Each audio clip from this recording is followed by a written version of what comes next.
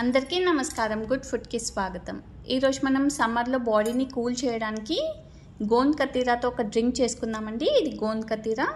ఇది సమ్మర్లో యూస్ చేస్తారండి. మన బాడీని కూల్గా ఉంచుతుంది. మనం వింటర్లో యూస్ చేసే గోంద్ డిఫరెంట్ అండి. ఇది ఇలా ఉంటుంది. దీన్ని వేడి చేయొచ్చు. మనం గోంద్ కతీరాని మాత్రం వేడి చేయకూడదు. ఇది మనం నెయ్యిలో వేయించి లడ్డూలు చేస్తూ ఉంటాం.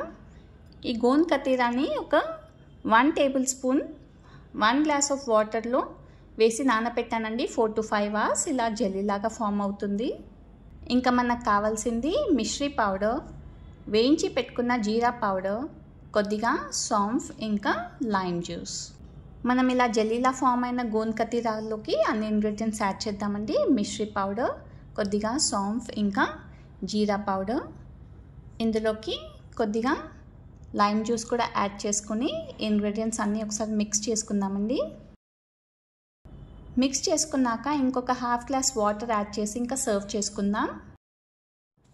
చూసారు కదండి, గోంద్ కతీరాతో డ్రింక్. వంటతో ఏ పని లేదు. మనకి సమ్మర్లో బాడీని కూల్గా ఉంచడంతో పాటు చాలా హెల్త్ బెనిఫిట్స్ ఉంటాయి ఇందులో. మనకి జనరల్గా సమ్మర్లో ఎక్కువగా యూటీఐ ప్రాబ్లమ్స్ వస్తూ ఉంటాయి. దాన్ని నివారించడానికి కూడా ఇది తాగొచ్చండి. మెన్స్ట్రల్ ప్రాబ్లమ్స్లో కూడా చాలా బాగా పనిచేస్తుంది ఈ గోంద్ కతీరా. హెవీ బ్లీడింగ్ని తగ్గిస్తుంది.